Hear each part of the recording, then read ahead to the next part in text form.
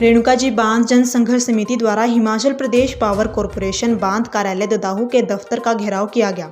समिति द्वारा बयान में कहा गया कि जिला सिरमौर उपायुक्त के द्वारा समिति की मांगों को लेकर 5 फरवरी तक सभी मांगों को पूरा करने का आश्वासन दिया गया था,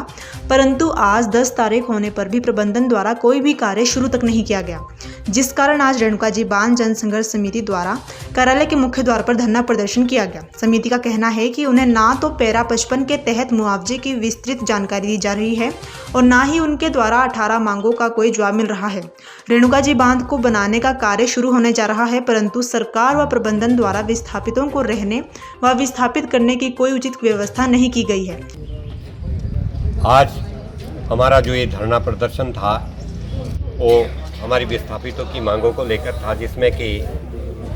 गत 24 दिसंबर को डीसी सिरमौर के साथ हमारी बैठक हुई थी और उसमें यहाँ पर इन्होंने बांध प्रबंधन ने माना था कि 5 फरवरी तक उसमें विस्थापितों को पैरा 55 और एमपीएफ कार्ड की कॉपी दी जाएगी। आज 10 तारीख हो गए, अभी तक इनकी तरफ से कुछ भी नहीं मिला है। जिलाधीश के आदेशों को भी इन्होंने दरकिनार करते हुए हमारी मांगों को नज़रअंदाज किया है, जिस कारण हमारे को यहाँ पर धरना प्रदर्शन करना पड़ा, घेराव करना पड़ा। और आगामी समय के लिए हम आगाह कर देना चाहते हैं बांध प्रबंधन को कि यदि इसी प्रकार विस्थापितों के साथ ढुलमुल रवैया रहा तो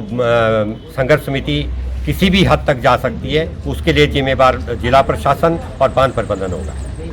अब की इसमें मुख्य मांगे जो लास्ट टाइम कही गई थी वो कौन सी थी? हमारी इसमें हमने 18 सूत्रीय मांग पत्र बांध प्रबंधन को भेजा था, जिसमें कि अभी तक एक भी हमारी मांग पर गौर नहीं किया गया, जिसमें कि विशेष तौर पर सबसे पहले तो ये होगा कि कम से कम ये हमारा पुनर्स्थापन करें, हमें ज़मीन मुहैया करवाएं। किंतु अभी तक कहीं कुछ भी नहीं हो रहा है, कहीं किसी भी विस्थापित को उनका अधिकार नहीं मिल रहा है और उसके लिए विस्थापितों को यहाँ पर दर की ठोकरें खाने पर मजबूर होना पड़ा। ये आज जो हमारा मतलब यहाँ पे ये घेराव रहा रेणुका बांध जन संघर्ष समिति की तरफ से और विस्थापितों की तरफ से, उसमें मुख्यतः हमारा ये पैरा 55 और एमपीएफ कार्ड का था, जो कि इन्होंने कहा था कि 5 तारीख तक आपको मुहैया कराया जाएगा, वो अभी तक नहीं हुआ है। दूसरा हमारा ये कि जो हमारे को कोर्ट द्वारा एनहांस में जो पेमेंट मिलना था वो भी अभी तक नहीं मिला। तो संघर्ष समिति और विस्थापितों की ये मांग है कि अगर ये पेमेंट हमारे को नहीं दी जाती है तो हमारी ज़मीन का म्यूटेशन क्यों किया गया,